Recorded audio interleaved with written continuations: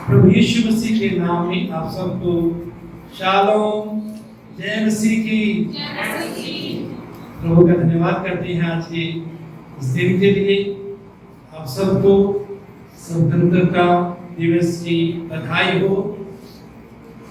आज़ादी दिन की आप सबको बधाई हो। प्रभु का धन्यवाद करते हैं इस आज़ादी के लिए जो हमें इस देश में मिली है। बहुत से लोगों ने इसके लिए कुर्बानी दी है और धन्यवाद करते हैं कि हमारे देश में हम आज़ादी से प्रभु का वचन पढ़ सकते हैं, सुन सकते हैं, सुना सकते हैं, दूसरों के साथ बांट सकते हैं, प्रभु की सेवा कर सकते हैं। संसार में बहुत से ऐसे देश हैं और हिंदुस्तान में भी कई ऐसी जगहें हैं जहाँ बहुत आराधना करने के लिए मुश्किल आज आ रही है। धन्यवाद करते हैं पंजाब के लिए और दूसरे इलाकों के लिए जहाँ लोग आज़ादी से हमारी तरह प्रभु की आराधना करते हैं। तो आइए हम यूसुफ के जीवन के बारे में अध्ययन करेंगे। ये आज हमारे अध्ययन का आखिरी भाग है, 6वां भाग है। पिछले हफ्ते हमने देखा था कि यूसुफ के 2 बेटे हुए और 51 और 52 आयत में लिखा है उसके 2 बेटों के बारे में। यूसुफ ने अपने जेठे का नाम ये कह के मनश्शे रखा कि परमेश्वर ने मुझसे मेरा सारा क्लेश और मेरे पिता का सारा घराना भुला दिया है। 52 आयत।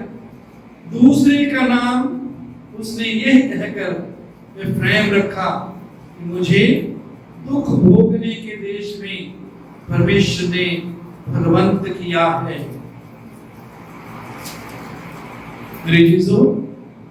जो 2 नाम रखे गए पिछले हफ्ते भी हमने थोड़ा सा इस पर ध्यान दिया था। आज फिर कुछ मिनट लगाएंगे। 2 नाम जो रखे मनुष्य का अर्थ है परमेश्वर ने मुझसे मेरा सारा क्लेश और मेरे पिता का सारा घराना भुला दिया है। कई बार हमारे जीवन में हम इतने क्लेश में से गुजरते हैं, दुख में से, परेशानी में से गुजरते हैं कि उसको हम भुला नहीं पाते। लेकिन परमेश्वर यूसुफ के जीवन में अच्छे दिन ले आया। परमेश्वर अनुग्रह करे हमारे हिंदुस्तान में भी ये अच्छे दिन आए, हम सबके जीवनों में भी ये अच्छे दिन आए। परमेश्वर ने मुझसे मेरा सारा क्लेश और मेरे पिता का सारा घराना भुला दिया।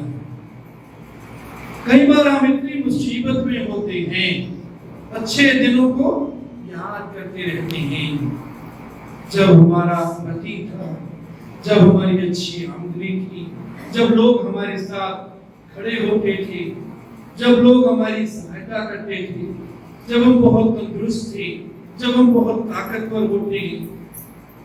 लेकिन जब समय बदलता है तो हम क्लेश में,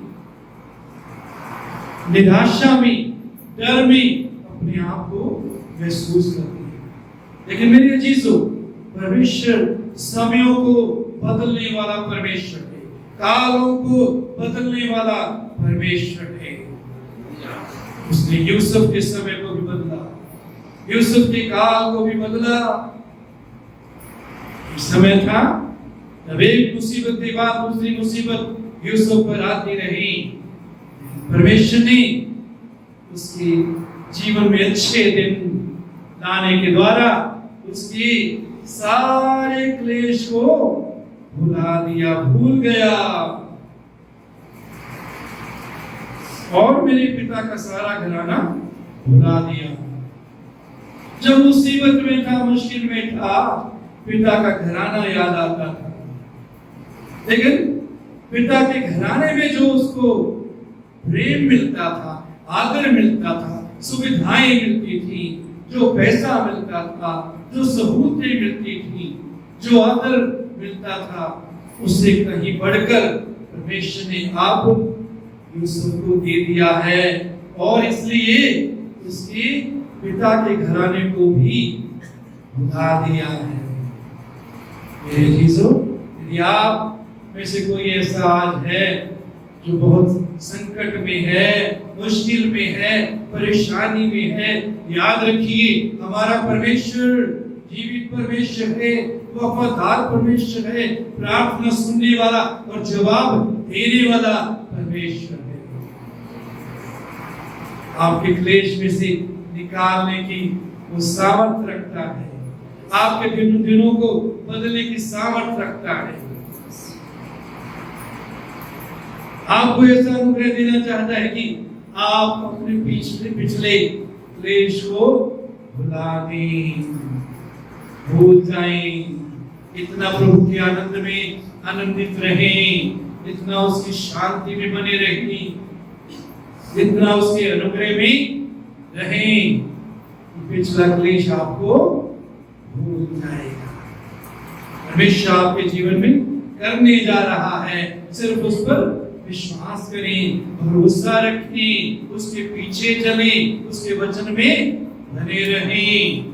परमेश्वर ठीक समय पर आपको बढ़ाएगा, उसका हाथ बलवंत है।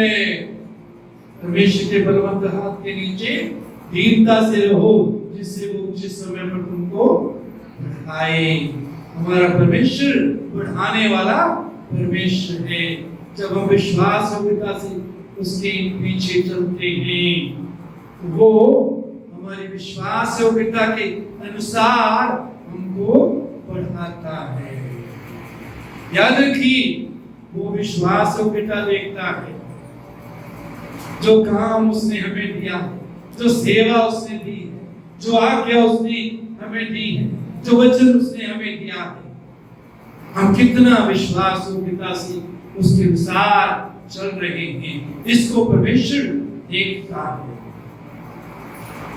याद रखिए, रात के अंधेरे में जो हम करते हैं उसे भी परमेश्वर देखता है।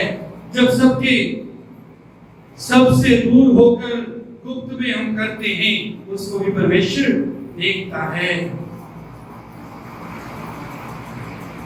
उसकी सेवा जब हम करते हैं, कभी भी ये कोशिश ना करें कि लोगों को दिखे, लोगों को पता लगे। परमेश्वर देखता है और वो ठीक समय पर आता है।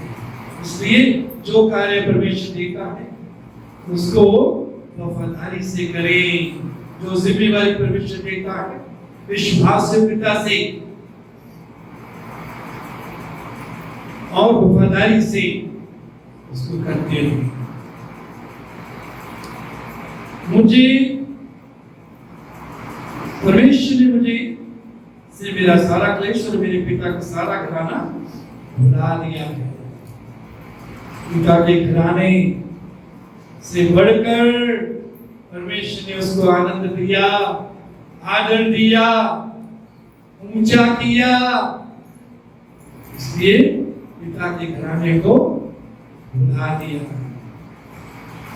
आपके जीवन में भी दिन आने जा रहे हैं जब आप अपने पिता के घर के आराम को, आदर को, सुख को भूल जाएंगे, क्योंकि परमेश्वर उसे कई गुना बढ़कर आपको सुख, आनंद, शांति, तरक्की देने जा रहा है। Hallelujah, hallelujah.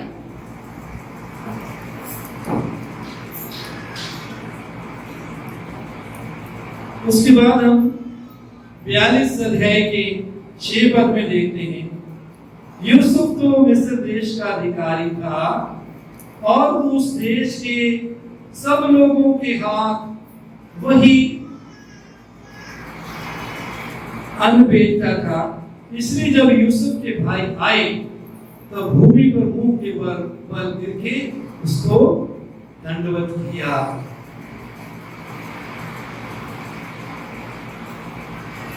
हमने पिछले हफ्ते देखा कि यूसुफ ने राजा के उन स्वप्नों का अर्थ बताया जो फिरौन राजा ने देखे थे।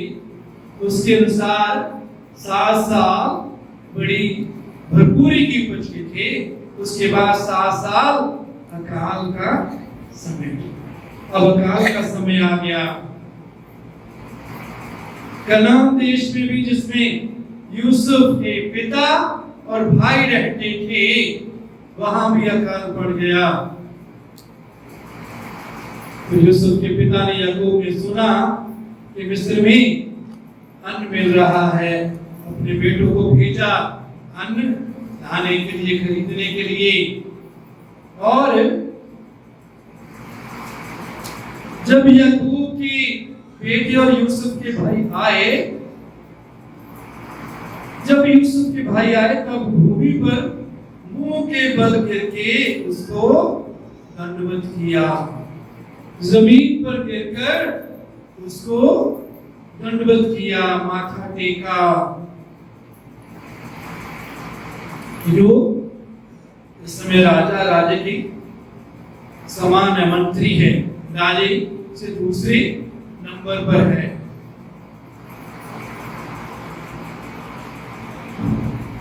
आपको याद है, एक समय था यूसुफ ने स्वप्न देखा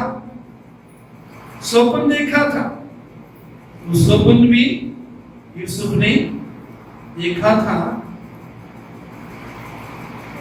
6 बसे, जो स्वप्न मैंने देखा है उसे सुनो। यूसुफ अपने पिता और भाइयों को बताता है। उसने उनसे कहा, साथ हम लोग खेत में पूले बांध रहे हैं और क्या देखता हूं कि मेरा पूला उठकर सीधा खड़ा हो गया। तब तुम्हारे फूलों ने मेरे फूलों को चारों तरफ से घेर लिया और उसे दंडवत किया। फूला पंजाबी में परी बोलते हैं, गेहूं की, कनक की हरी। वो कहता है यूसुफ ने स्वप्न देखा, वो स्वप्न अपने पिता और भाइयों को बताता है कि मैंने एक फूला देखा, भरी देखी, जो खड़ी हो गई और तुम सबके फूलों ने मेरे फूले को दंडवत किया। उसके आगे झुकी। उसके बाद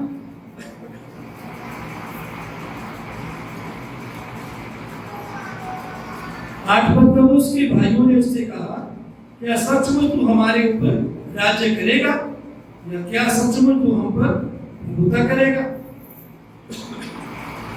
इसलिए वे उसके स्वप्नों और उसकी बातों के कारण उससे और भी अधिक प्यार करने लगे। परमेश्वर ने दिखाया कि यूसुफ को बड़ा आदर मिलेगा, यूसुफ बड़ा ऊंचा हो जाएगा। जब परमेश्वर ने दिखाया, यूसुफ ने भाइयों को बताया, तो वो उससे बैर करने लगे। मेरे चीजों, हमारे जीवनों में भी कई बार होता है, जब परमेश्वर हमारी उन्नति करता है, हमारी तरक्की करता है, हमें बरकत देता है, आशीष देता है, तो हमारे अपने नजदीकी लोग हमसे बैर करने लग जाते हैं, द्वेष करने लग जाते हैं।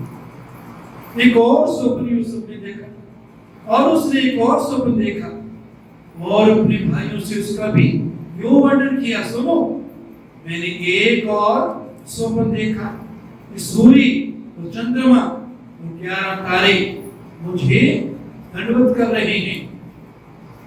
सूर्य, चंद्रमा, 11 तारे। सूरज यहाँ यूसुफ का पिता याकूब और यूसुफ की माता चंद्रमा, तारे 11 तारे उसके भाई, ये सब उसको दंडवत कर रहे हैं। इस स्वप्न का उसने अपने पिता और भाइयों से वर्णन किया। तब उसके पिता ने उसको डांट कर कहा, ये कैसा स्वप्न है जो तूने देखा है? क्या सचमुच मैं और तेरी माता और तेरे भाई सब जाकर तेरे आगे भूमि पर गिर के दंडवत करेंगे? मेरे चीजों, जो बात परमेश्वर ने दूसरों पर प्रकट नहीं की होती, उन बातों को लोगों को समझना, हमारे करीब जो लोग हैं उनके लिए भी समझना मुश्किल होता है। जो बात परमेश्वर हमें दिखा देता है, हम पर प्रकट करता है, जब हम किसी दूसरे को बताते हैं और दूसरों पर परमेश्वर ने अभी प्रकट नहीं किया होता, तो वो उसको समझ नहीं सकते और वो हैरान होते हैं कि ऐसे कैसे हो जाएगा। उनकी वो समझ से बाहर बातें होती। तो यदि परमेश्वर ने आपको कोई वचन दिया है, यदि परमेश्वर ने अपनी इच्छा आप पर प्रकट की है, अपनी योजना आप पर प्रकट की है, तो दूसरे लोग यदि उसको नहीं समझते तो हैरान ना हो। परमेश्वर उचित समय पर आपके लिए मार्ग खोलता रहेगा और समय आएगा वो सपन पूरे हो जाएंगे। जो परमेश्वर की ओर से जो भी स्वप्न होता है, दर्शन होता है, बात होती है, वचन होता है, वो पूरा जरूर होता है। अपने समय में परमेश्वर करता है पूरा। हम कई बार सोचते हैं कि बहुत देर हो गई। यूसुफ ने भी सोचा होगा कि बहुत देर हो गई। परमेश्वर ने दिखाया था कि मुझे दंडवत करेंगे, मुझे इसका मतलब आदर मिलेगा, मैं ऊंचा किया जाऊंगा, लेकिन यहाँ तो मैं गड्ढे में गिरा दिया गया हूँ, यहाँ तो मैं बेच दिया गया हूँ, यहाँ तो मैं कैद में डाल दिया गया हूँ, मुझ पर इल्जाम लग रहे हैं। परमेश्वर ने उचित समय पर यूसुफ को बढ़ाया। इस स्वप्न का उसने उसके भाई उसे डहा करते थे और उसके पिता ने उसके उस वचन को स्मरण रखा। पिता ने उन बातों को याद रखा। मरियम ने भी जो बातें स्वर्गदूत ने उसको बताई थी उनको अपने मन में रखा, याद रखी। जो परमेश्वर बोलता है, जो परमेश्वर किसी समय प्रकट करता है, उसको याद रखें, भूले नहीं। मेरे जीवन में कुछ बातें जो परमेश्वर ने 40-45 साल पहले बोली थी, 50 साल पहले, वो पूरी हो रही, आज पूरी हो रही है, कुछ सालों से पूरी हो रही।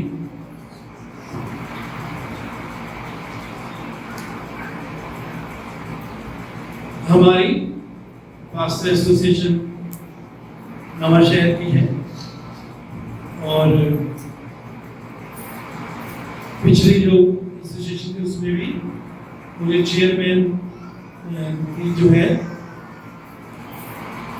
आदर या जिम्मेवारी मिली थी और जो भी 2 महीने दोबारा चुनी उसमें भी मुझे परमेश्वर ने उसमें कहीं ने बोला कि मैं अब आगे वो जिम्मेवारी नहीं लेना चाहता, लेकिन मैं और एक और पास्टर नहीं बोले, क्योंकि हम ये महसूस करते हैं, मैं ये महसूस करता हूँ कि जब तक परमेश्वर चाहता है मैं उसकी सेवा करूंगा।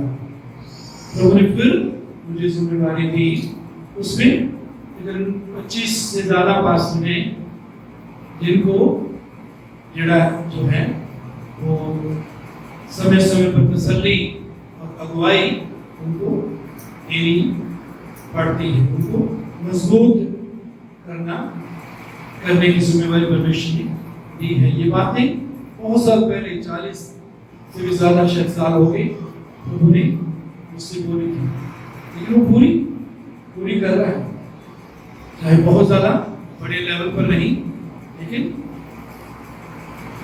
इस स्थानीय लेवल पर परमेश्वर पूरी कर रहा है। तो आपको भी परमेश्वर कुछ बोलता है, कभी ना भूलें, उसको मन में रखी, धन्यवाद करते रही, परमेश्वर के समय का इंतजार करते रही। मेरे चीजों, तो हम देखते हैं कि यूसुफ को जो स्वप्न परमेश्वर ने दिखाया था, वो स्वप्न पूरा हो गया। इसके बाद हम देखेंगे उसका पिता भी वहां भाइयों के साथ आता है और 42 अध्याय, और उसके बाद हम देखते हैं कि जब ये भाई आए, उन्होंने दंडवत किया, तो यहाँ बहुत एक प्यारा सा ड्रामा भी होता है। यूसुफ ने अपने भाइयों को पहचान लिया, लेकिन वो ट्रांसलेटर जो है, अनुवाद करने वाला जो है, उसके द्वारा भाइयों से बात कर रहा है। वो मिस्र में था, मिस्र की भाषा उसने सीख ली थी, बोल रहा था, तो चाहे वो भाइयों की भाषा जानता भी होगा, लेकिन वो इंटरप्रेटर के द्वारा बात कर रहा है।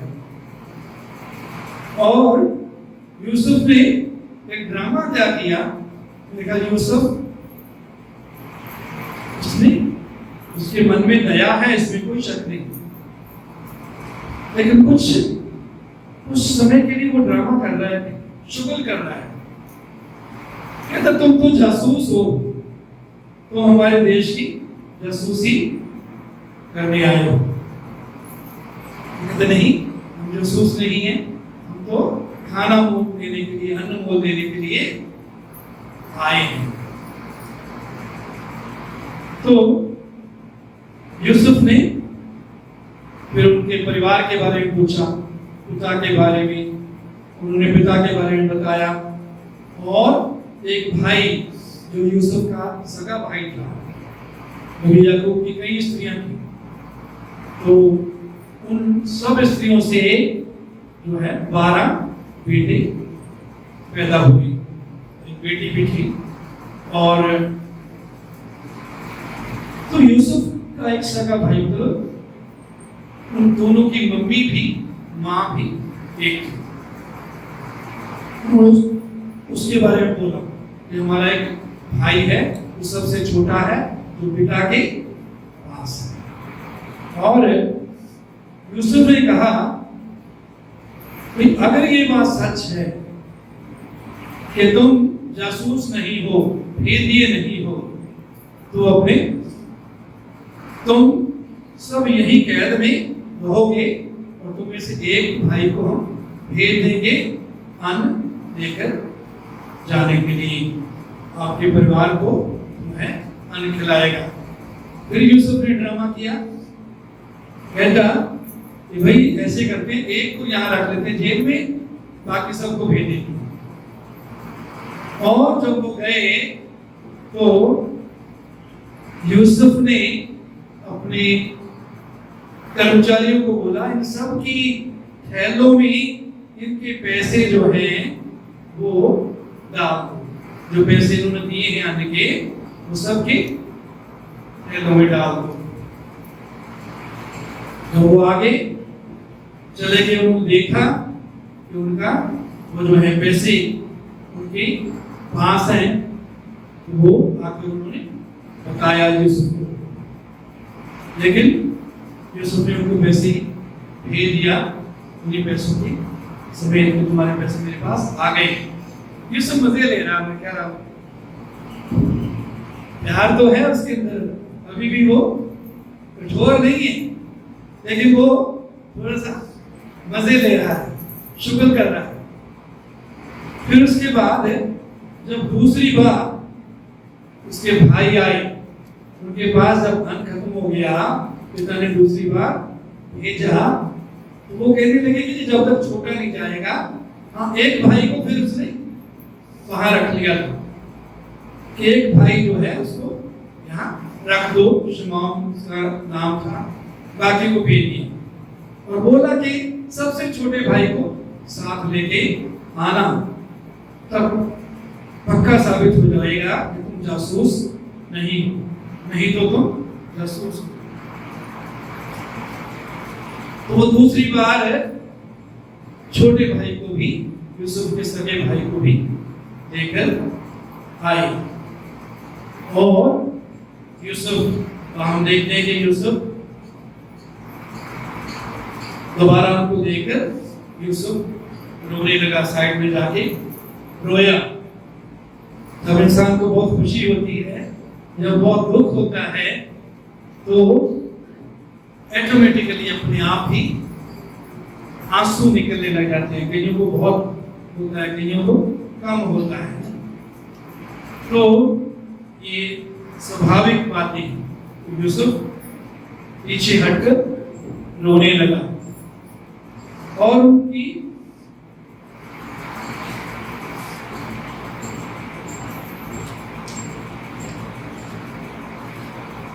तो हम देखते हैं जब दूसरी बार वो छोटे भाई को लेकर आए तो वो यूसुफ ने अपने आप को ऊपर प्रकट कर दिया, बता दिया कि मैं यूसुफ हूँ। और रोए, खुश हुई, खुशी से रोए और खुश हुई। उसके बाद जब ये वापस गए तो यूसुफ ने अपने कर्मचारियों को बोल के फिर उनके इसमें पैसे दिलवा दिए और जो सबसे छोटा भाई था उसके थैले में यूसुफ ने चांदी का कप, जिसमें यूसुफ पीने की चीजें पीता था, वो डाल दिया और अपने कर्मचारियों को भेजा, कहा जाके उनकी तलाशी लो। तो फिर सबके थैलों में पैसे और सबसे छोटे भाई के, जो उसका सगा भाई था, वो यूसुफ का डोरा, उनको बुलाया जाता है। अब माफ करना, अब जो है यूसुफ उन पर प्रकट होता है। अब की बात तो पहले नहीं। तो जब वो उसको लाए तो उसके कर्मचारी ने बोला कि तुम लोगों ने बहुत बुरा किया है, तुम्हारे साथ बुराई की गई, तुमको अन्न दिया गया और तुम लोगों ने दे दिया है। वो कहते हमने ऐसा नहीं किया, बुराई क्यों हमारे साथ हो रहा है। और आपस में बात कर रहे हैं कि यूसुफ हमारे सामने गिड़गिड़ाता था, बड़ी हाथ पांव जोड़ता था, उसने बड़ी विनती की कि मुझे छोड़ दो, मुझे बचा लो। हमने उसकी नहीं सुनी, हमने उस पर दया नहीं की, इसलिए आज हमारे साथ ये बातें हो रही। मेरे चीजों, चाहे यूसुफ यहाँ एक शुगर के तौर पर, फन के तौर पर कर रहा था, लेकिन याद रखिए जो हम बोलते हैं वो कभी न कभी जरूर काटते हैं। इसलिए अच्छा बोई तो अच्छा काटेंगे, दया बोई तो दया काटेंगे, क्षमा बोई तो क्षमा काटेंगे, प्रेम बोई तो प्रेम काटेंगे। काटेगा का मतलब है हमें मिलेगा। प्रेम करेंगे तो प्रेम हमें मिलेगा, दया करेंगे तो दया हमें मिलेगी, क्षमा करेंगे तो क्षमा हमें मिलेगी।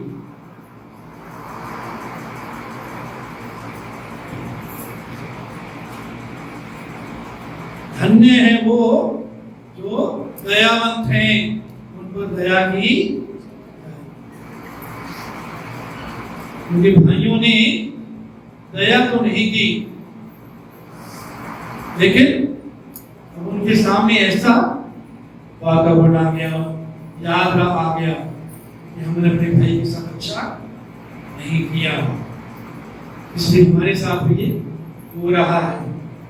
उसके बाद जब वो दोबारा यूसुफ के पास लाए जाते हैं, यूसुफ अपने आप को बता देता है भेद सारा, और उसके बाद अपने पूरे पिता के घराने को वो अपने देश में बुला लाता है।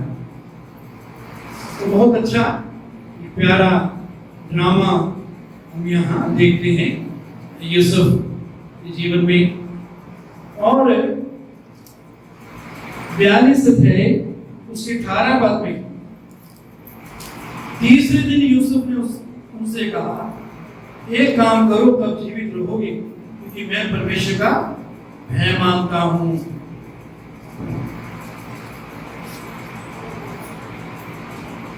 यूसुफ ने जब वो पहली बार आए, जब यूसुफ ने उनको बोला कि तुम जासूस हो, तो कहता है एक काम करो तब तुम जीवित रहोगे, मैं परमेश्वर का भय मानने वाला हूं। वो हमने देख लिया कि उन्होंने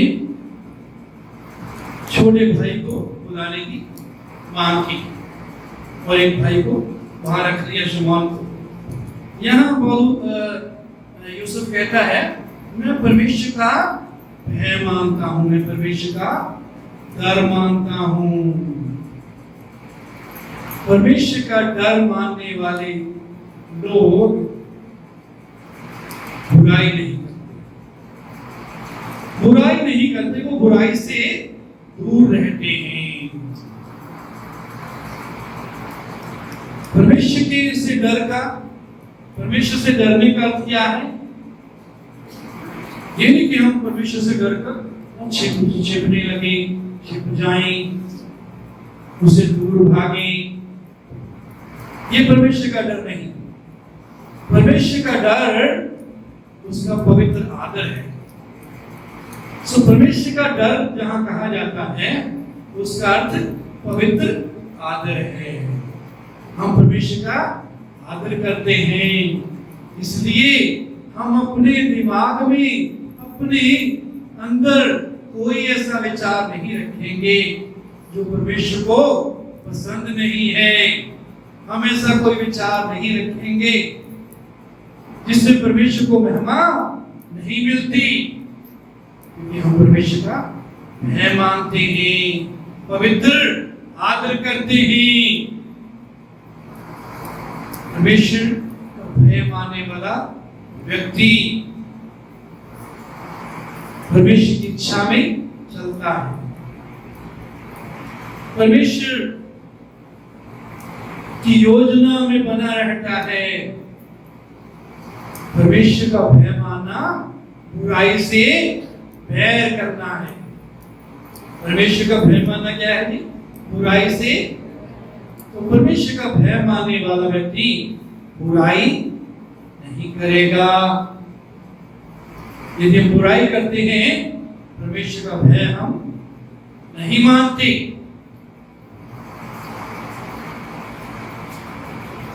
फिर दूसरी जगह लिखा है परमेश्वर का भय मानना बुद्धि का मूल है। इसका अर्थ क्या हुआ? जब हम परमेश्वर का भय मानते हैं, पवित्र आदर करते हैं, तो हमको बुद्धि मिलती है। कौन सा काम कैसे करना है, कब करना है, परमेश्वर हमें बताता है। परमेश्वर का भय मानना बुद्धि का आरंभ है, बुद्धि का मूल है। तो यदि बुद्धिमान बनना चाहते हैं आप, है कोई यहाँ?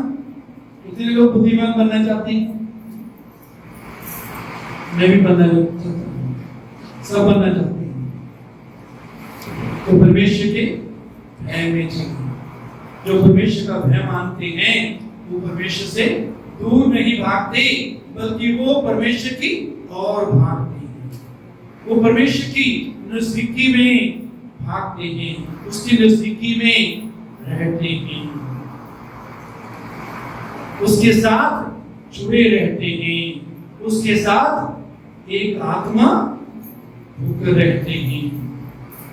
और उस कहता है पहला कुरिन्थियों में, जो प्रभु की संगति में रहता है उसके साथ एक आत्मा हो जाता है। जो प्रभु की संगति में रहता है उसके साथ एक आत्मा हो जाता है। मेरी चीजों, प्रभु की संगति प्रतिदिन करने वाले लोग कैसे प्रभु की संगति करते हैं? आराधना में उसके साथ समय व्यतीत करने के द्वारा और उसके वचन को पढ़ने के द्वारा, वचन को अपने जीवन में रखने के द्वारा, वचन के अनुसार जीवन गुजारने के द्वारा, वचन में बने रहने के द्वारा हम उसकी संगति में बने रहते हैं। स्तुति आराधना करते रहे, उस समय खामोशी में भी प्रभु की हुजूरी में बैठे, तो उसके द्वारा एक आत्मा होगी। जब प्रभु के साथ संगति करते हुए हम एक आत्मा प्रतिदिन रहते हैं, तो परमेश्वर हम में दिखाई देता है, उसका स्वभाव हम में दिखाई देते हैं, उसके गुण हम में दिखाई देते हैं, उसकी ज्योति हमें दिखाई देते हैं। हम मसीह की जिंदा पत्रियां बन जाते हैं। जिंदा पत्री का अर्थ क्या है? लोग हमारे जीवन को देखकर, हमारे जीवन को पढ़कर मसीह को पहचानेंगे कि मसीह कैसा है, मसीह का स्वभाव कैसा है, मसीह के गुण कैसे हैं, मसीह का जीवन कैसा है। बहुत से लोग प्रभु के बारे में आप बात करें वो नहीं सुनेंगे बहुत लोग, लेकिन आपके जीवन को जरूर पढ़ेंगे। जब आप उनसे मिलते हैं, जब आप उनके साथ बैठते हैं, जब आप उनके साथ समय व्यतीत करते हैं, तो यदि हम प्रभु के साथ एक आत्मा होने वाले व्यक्ति हैं, उसके साथ संगति करने के द्वारा, तो हमारा जीवन जो है वो मसीह की पत्री बन जाता है, मसीह का खत बन जाता है, मसीह की चिट्ठी बन जाता है। हमारे जीवन के द्वारा उनको पता लगेगा कि मसीह कैसा है, उसका स्वभाव कैसा है। परमेश्वर का भय मानने वाला व्यक्ति यूसुफ कहता है, मेरे चीजों, हम सब भी परमेश्वर की भय में चलते रहे, परमेश्वर का भय मानते रहे।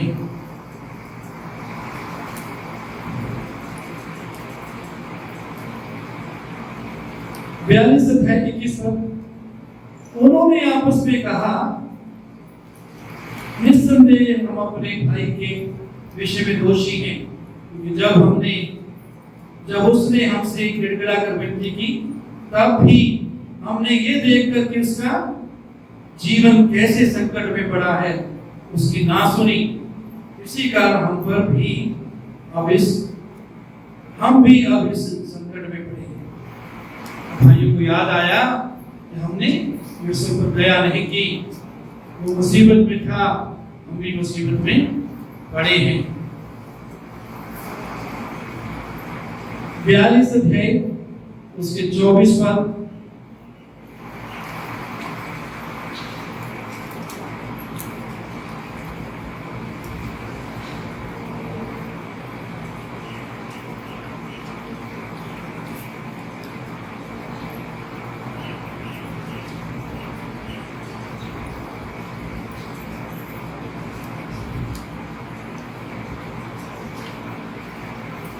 उसको छोड़ते हैं। 45-39 अध्याय उसका 5 पढ़ेंगे पहले। अब तुम लोग मत पछताओ, और तुमने जो मुझे यहाँ बेच डाला इससे उदास मत हो, क्योंकि परमेश्वर ने तुम्हारे प्राणों को बचाने के लिए मुझे तुम्हारे आगे भेज दिया है। बहुत महत्वपूर्ण, बहुत ही जरूरी बात है, हम सबको सीखने की जरूरत है। बड़े ध्यान से इस बात को सुने, मैं दोबारा पढ़ूंगा। यूसुफ अपने भाइयों को कहता है, अब तुम लोग मत पछताओ। ये लोग पछता रहे हैं कि उन्होंने यूसुफ के साथ बुरा किया था। ये चीज अच्छी बात है, पछताना, पश्चाताप करना अच्छी बात है। पश्चाताप, यदि हमने किसी के खिलाफ कोई गलती की है तो पश्चाताप करें। पश्चाताप करेंगे। पश्चाताप करने का मतलब क्या है? उस गलती को मानकर छोड़ दें और समय पर उसका इकरार भी करें जिसके खिलाफ हमने गलती की है। ये बहुत अच्छी बात है।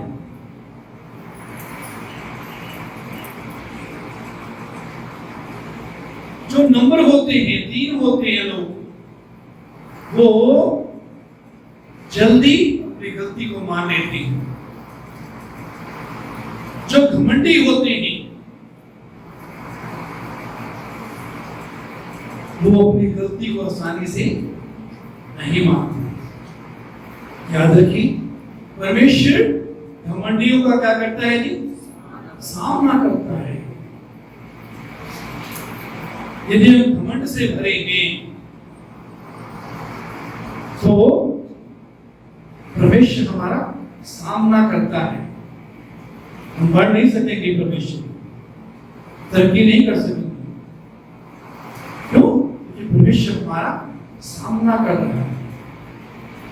इसलिए दीन रही, दीन लोगों को उचित समय पर वो क्या करता है? बढ़ाता है। परमेश्वर के बलवंत हाथ के नीचे दीनता से रहो, जिससे वो जिस समय पर तुमको बढ़ाए।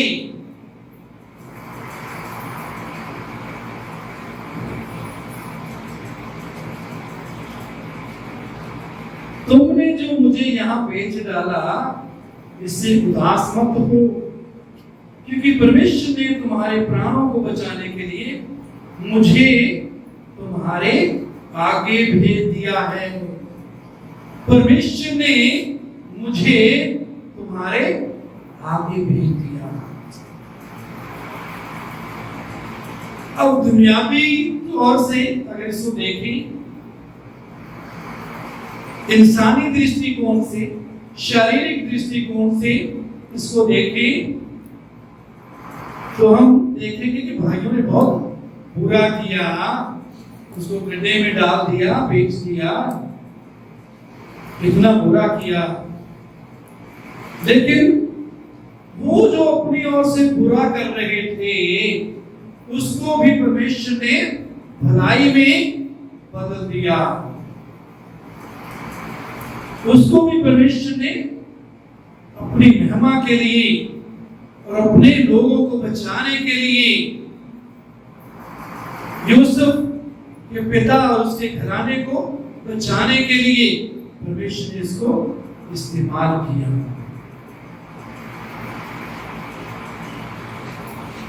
तो यदि कोई हमारे साथ बुराई कर रहा है, कुड़कुड़ाए नहीं, बुड़बुड़ाए नहीं, उनके विरोध ना करें। जो लोग बुरा हमारे साथ करते हैं, उस बुराई के हालात को भी परमेश्वर हमारे लिए भलाई के लिए इस्तेमाल करता है। उसमें भी वो हमारी भलाई पैदा करता है। तो कभी भी कुड़कुड़ाए नहीं। जब संकट में होते हैं, जब लोग हमको गलत समझते हैं, जब लोग हमारा नुकसान करते हैं, हमें गड्ढे में गिराते हैं, हमें बेच डालते हैं, उस हालात को भी परमेश्वर बहुतों के उद्धार के लिए, बहुतों को बचाने के लिए और अपनी महिमा के लिए इस्तेमाल करता है। इसलिए कैसे भी हालात हो, प्रभु में सदा आनंदित रहे। क्या रहेंगे प्रभु में? प्रभु में सदा।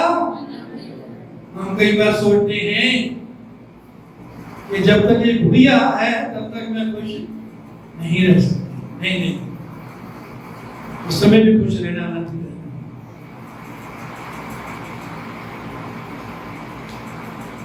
प्रभु में सदा आनंदित रहो। जब तक गुड़िया जिंदा है, जब तक गुड़िया सता रही है, तब भी क्या रहो जी? जोर से बोलो। देखो बस के जोर से बोलो, खुश हो।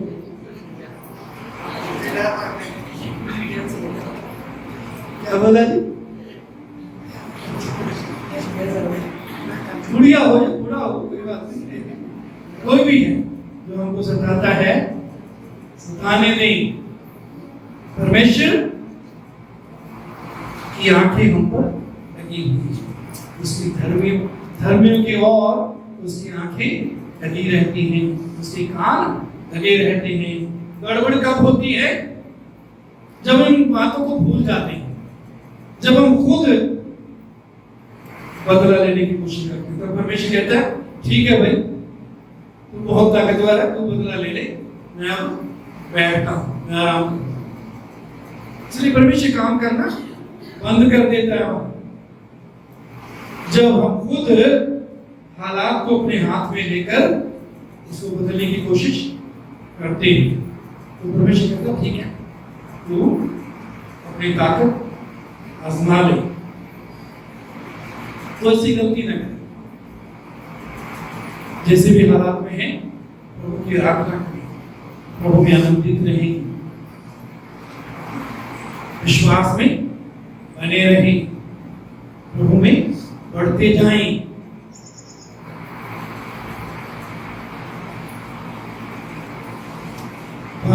सात पद, और इसके साथ ही हम क्योंकि परमेश्वर ने तुम्हारे प्राणों को बचाने के लिए मुझे तुम्हारे आगे भेज दिया है। तो उनके प्राणों को बचाने के लिए परमेश्वर ने यूसुफ को आगे भेज दिया। किस तरीके से गया वो बहुत दर्दनाक था, लेकिन परमेश्वर ने आगे भेजा। हम भजन 105:19, भजन 105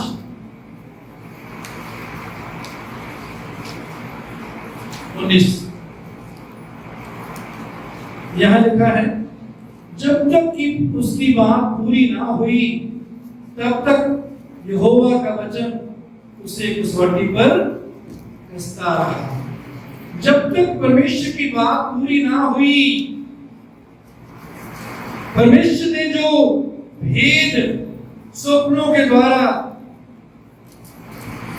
यूसुफ पर प्रकट किए थे, और मेरा विश्वास है समय समय पर परमेश्वर यूसुफ से बात कर रहा होगा, परमेश्वर पर अपनी योजना प्रकट कर रहा होगा। तो लिखा है, जब तक परमेश्वर की बात पूरी ना हुई तब तक यहोवा का वचन उसे कसौटी पर कसता रहा। मेरे अजीजों, जब हम परमेश्वर ने हमारे लिए अच्छे वायदे दिए होते हैं, प्रतिज्ञाएं दी होती हैं, भविष्यवाणी के द्वारा, स्वप्न के द्वारा, दर्शन के द्वारा, सेवकों के द्वारा, बहुत हमारी उन्नति की बातें बोली होती हैं, तरक्की की बातें, भविष्य की उज्जवल भविष्य के बारे में बातें परमेश्वर ने बताई होती हैं। लेकिन हालात हमारे ऐसे होते हैं कि हम गड्ढे में गिराए जाते हैं, हम बेचे जाते हैं, जेल में डाल जाते हैं, हम पर इल्जाम लगते हैं। याद रखिए, उस हालात में परमेश्वर का वचन हमको कसौटी पर कसता है। पंजाबी में क्या है? पंजाबी में पढ़े, पंजाबी में पढ़ी।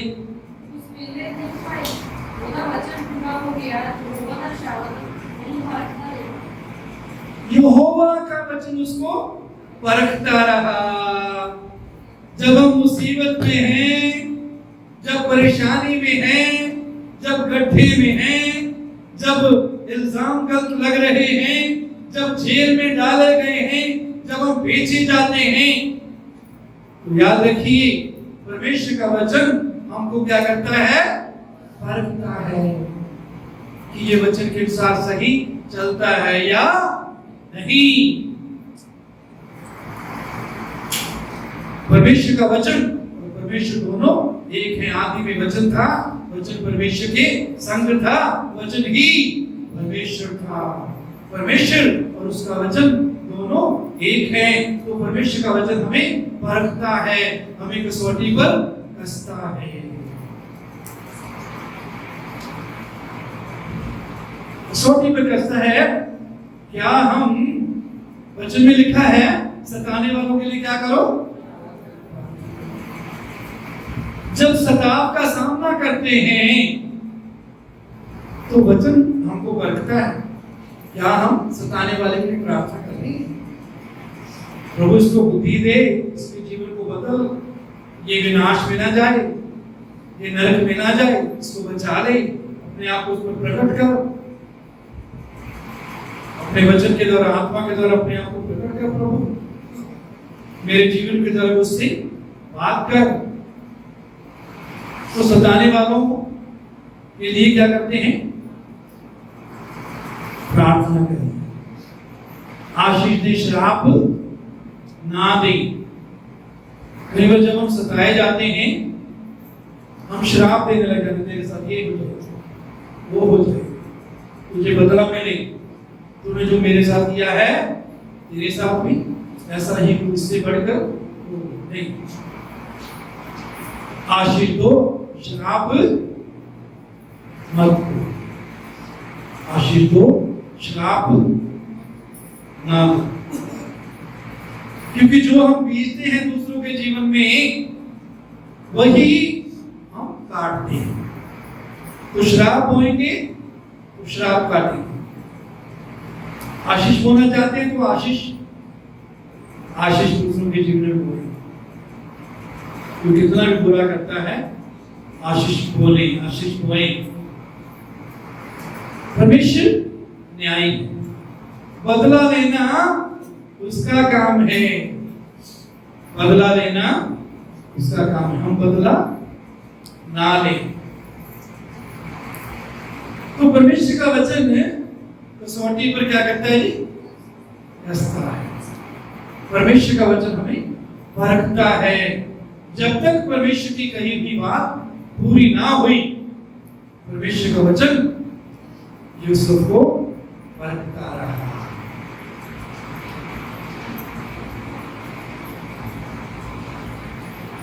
इब्रानियों में लिखा, धीरज और विश्वास के द्वारा उन्होंने परमेश्वर की प्रतिज्ञाओं को पाया।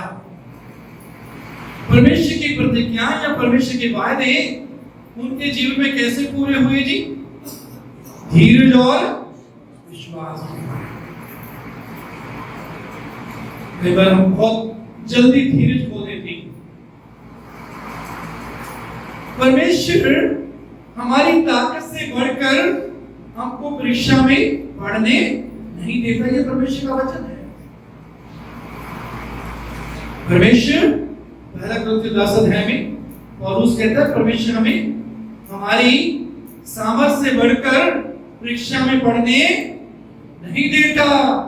कई बार हम सोचते हैं मेरे बर्दाश्त से बाहर है। नहीं, आपके बर्दाश्त से बाहर कभी परीक्षा में प्रभु आपको पढ़ने नहीं देगा। उसका अनुग्रह आपके लिए काफी है। मेरा अनुग्रह तेरे लिए काफी है। उसके अनुग्रह का अर्थ क्या है? प्रभु की योग्यता। प्रभु की योग्यता वो काम करने के लिए जो हम अपनी योग्यता से नहीं कर सकते।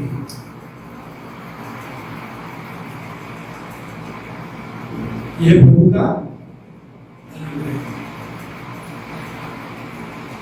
तो जब तक परमेश्वर की बात पूरी ना हुई, यहोवा का वचन से कसौटी पर कसता रहा। उसके बाद 7 पद,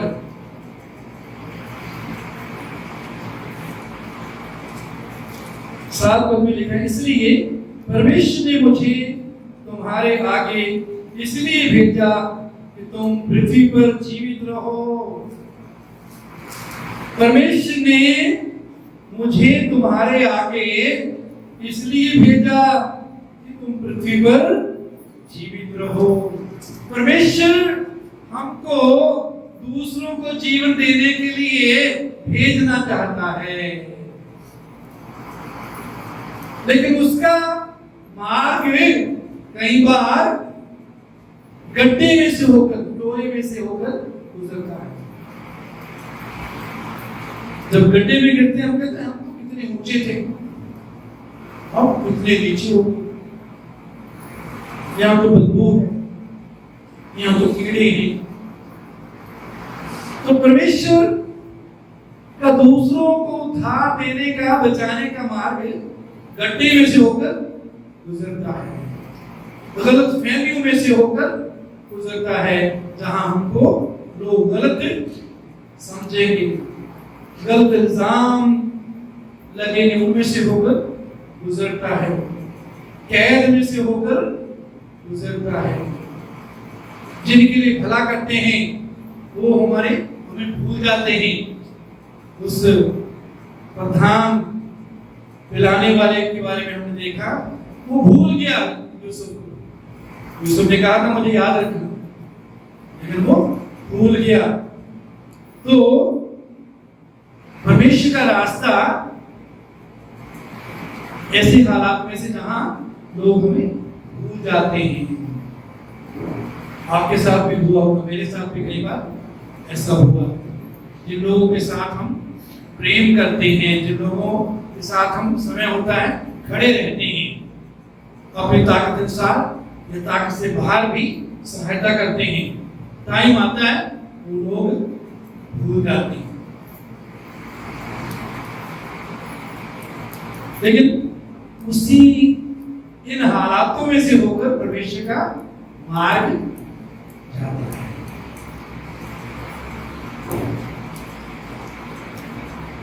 इसलिए परमेश्वर ने मुझे तुम्हारे आगे इसलिए भेजा कि तुम पृथ्वी पर जीवित रहो और तुम्हारे प्राणों के बचने से तुम्हारा वंश बढ़े।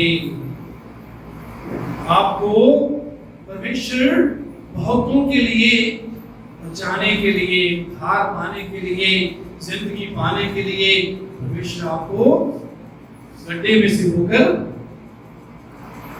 आगे ले जा रहा है, जेल में से होकर आगे ले जा रहा है, गलतफहमियों का सामना करते हुए आगे आप बढ़ रहे हैं। लेकिन याद रखिए परमेश्वर आपको दूसरों के लिए उद्धार का कारण बना रहा है, दूसरों के आगे आगे ले जा रहा है ताकि दूसरे नाश ना हो जाएं। बहुतों के लिए हमें उद्धार का कारण बनाना चाहिए। उद्धार का तो परमेश्वर है, उद्धार देने वाला परमेश्वर ही।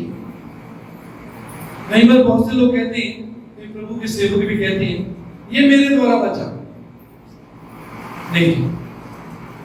इंसान कोई भी सेवक किसी को बचा नहीं सकता, बचाने वाला प्रभु है। हाँ, हमको परमेश्वर ने यंत्र बनाया, जरिया बनाया। तो कभी भी अगर आपने कोई आत्मा जीती है, कभी कोई घमंड ना करें। परमेश्वर तो हमें यंत्र के तौर पर हथौड़ी या प्लास या स्क्रू ड्राइवर, पेचकस के रूप में परमेश्वर हमें इस्तेमाल करता है। लेकिन यंत्र भी उसका है, ताकत, बुद्धि, अनुग्रह उसका है, अभिषेक भी उसका है, वचन भी उसका है। तो किसी बात के लिए हम घमंड ना करें। 8 पद में इस रीति अब मुझको यहाँ पर भेजने वाले तुम नहीं, परमेश्वर ही ठहरा। यहाँ भेजने वाले तुम नहीं, परमेश्वर ही ठहरा। परमेश्वर ने इजाजत दी कि वो गड्ढे में डाला जाए, परमेश्वर ने इजाजत दी कि वो बेचा जाए, परमेश्वर ने इजाजत दी। परमेश्वर ने किया नहीं, उस पर इल्जाम परमेश्वर ने नहीं लगाया उसकी औरत को पोतीफर की औरत को नहीं बोला कि इस पर इल्जाम लगा कर, लेकिन होने दिया, परमेश्वर ने इजाजत दी उस पर इल्जाम लगे, परमेश्वर ने इजाजत दी कि वो जेल में रहे।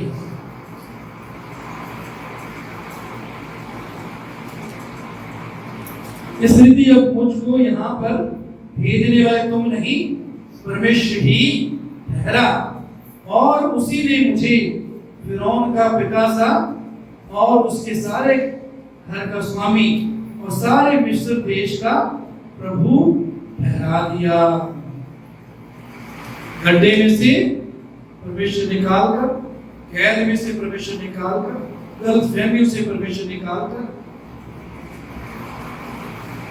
गलत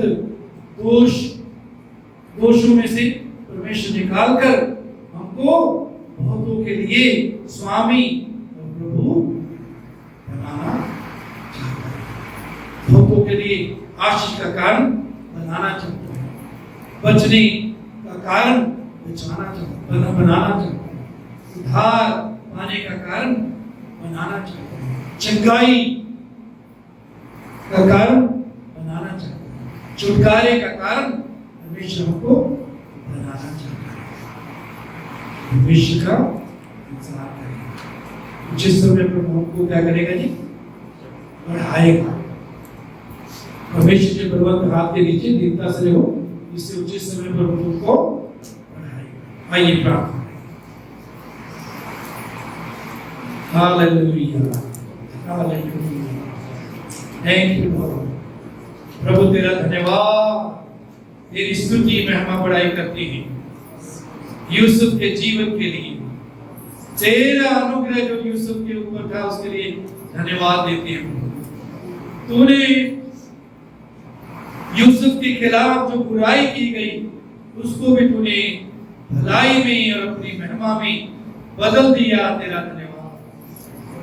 प्रभु हम सब के जीवनों में भी जब लोग बुराई करते हैं, हमारी विरोध हमारा करते हैं, हमारा नुकसान करते हैं, हमें नीचा गिराते हैं, उस हालात को भी तू प्रभु अपनी महिमा के लिए बदलता है, दूसरों के छुटकारे के लिए, दूसरों के उद्धार के लिए, चंगाई के लिए, जीवन के लिए इस हालात को बदलता है। तेरा धन्यवाद। इसलिए हमें से प्रत्येक को प्रभु हर हाल में आनंदित रहना सिखा, अनुग्रह दे प्रभु, हमें से प्रत्येक हर हाल में हम आनंदित रह सकें, सताने वालों के लिए प्रार्थना कर सकें, उनको माफ कर सकें, जैसे प्रभु तुमने माफ किया, जैसे स्तिफनुस ने जिन्होंने उसको पथरा किया उनको माफ किया, वैसे ही हम भी माफ करें, वैसे ही हम भी क्षमा करें, वैसे ही हम भी सहें, वैसे ही हम भी दूसरों के लिए जीवन का, उन्नति का कारण बने। प्रभु सचमुच तू हमारे जीवन में प्रतिदिन बढ़ता जाए, हम घटते जाएं, आत्मिक जीवन में हम तरक्की करते जाएं, तेरा स्वभाव, तेरे गुण, आत्मा के फल से हम लदे हुए होकर उसमें बढ़ते हुए प्रभु तेरी सामर्थ में आगे बढ़ते जाएं और तेरे राज्य को बढ़ाएं। इन सब चीजों को तेरी सामर्थ्य हाथ में सौंपते हैं। आज का वचन हम सब के जीवन में गहराई से कार्य करने पाए, प्रभु यीशु के नाम से मांगते हैं।